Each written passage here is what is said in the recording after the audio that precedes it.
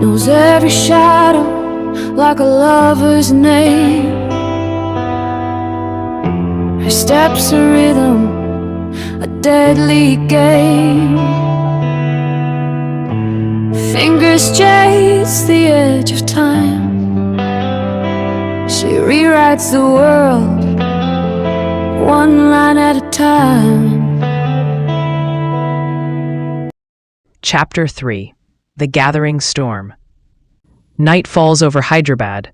The old city glows and breathes, a place of broken light and shifting shadows. Between mosque domes and buzzing street lamps, dark shapes glide along narrow lanes and ancient stone stairways. Heat from the day turns to low mist, clinging to the walls like a secret. It's a night made for those who don't want to be found. Ananya Rao moves quickly, her footsteps drowned in the hum of the city. She passes beggars wrapped in faded scarves, merchants folding their stalls, the scent of spiced tea and dust blending in the air. Her face shows calm, but her senses are wide awake. Every sound, every flicker of motion catalogued in silence.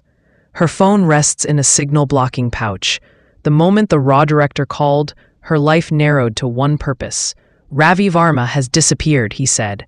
18 hours ago, last seen leaving the Taj Deccan. Just that. But in their world, vanishing meant something far worse than absence. It meant intention, conspiracy, danger. Now, Ananya's heart pounds with old fears. She listens for subtleties in that remembered voice. Was it fear or something planned?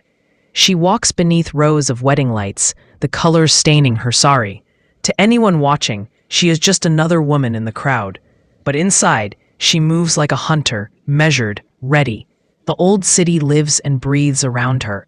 The call of vendors, the clang of auto rickshaws, and above all, that constant undercurrent of watchful eyes. In Hyderabad, invisibility isn't about blending into darkness. It's about becoming part of the chaos.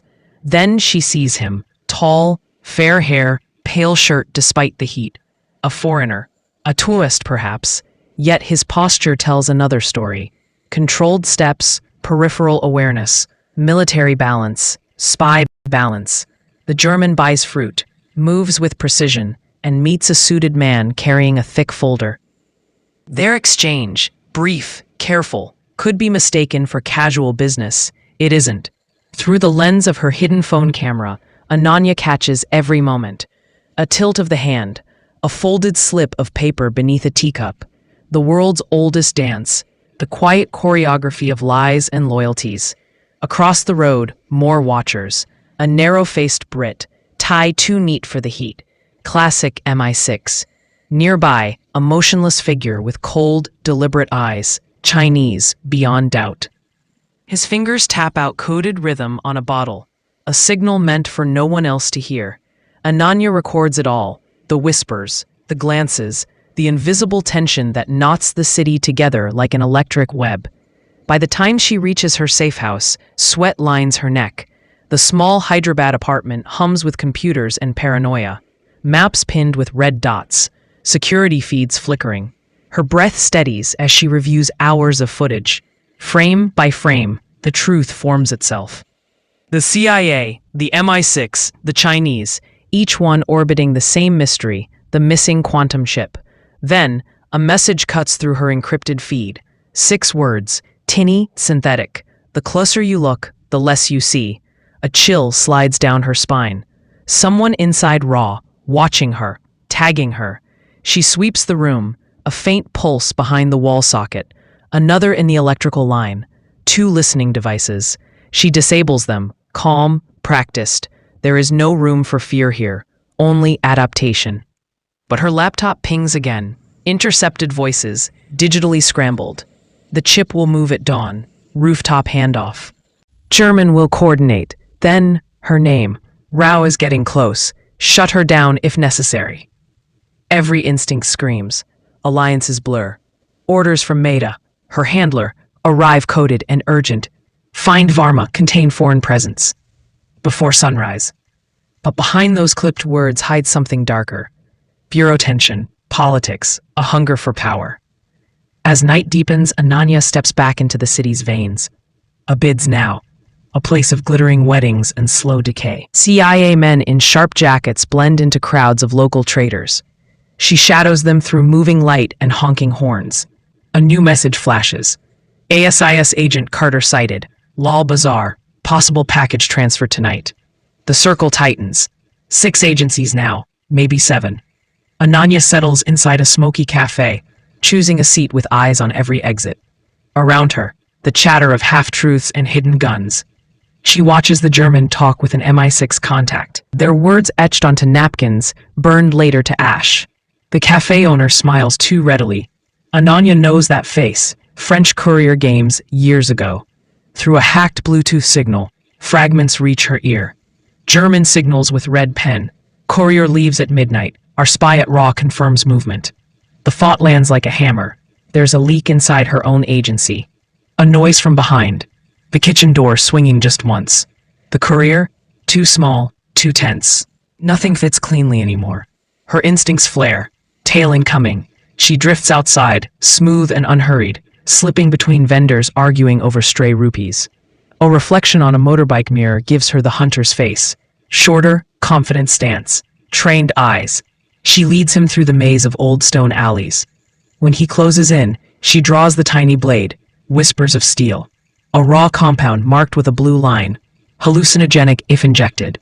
The perfect tool for silence. But chaos intervenes. A motorbike roars past. She vanishes into cross alleys, scaling a wall with liquid speed. The spy behind falls away into the city's endless hum. Her safe place waits. Computer feeds flicker again. His face aligns. Philippe Aubert, French Directorate. Hostile record. Istanbul. Now she knows. It's open war. Hyderabad isn't a city tonight. It's a chessboard of nations. The data builds. Spikes and digital signals. Shut off cameras. Encrypted chatter to Prague and Shenzhen. Every clue whispers one truth. Someone is playing her. Another encrypted message from Maida. Watch your back. Don't trust usual delivery routes. Even headquarters isn't safe anymore. Ananya braces herself. She needs proof, not orders. And so, into the belly of the beast. The Taj Deccan service corridors. The air thick with hotel cleaner scent and power cables. Bribing her way inside, she plants a tap on the network spine. Seconds later, the reward.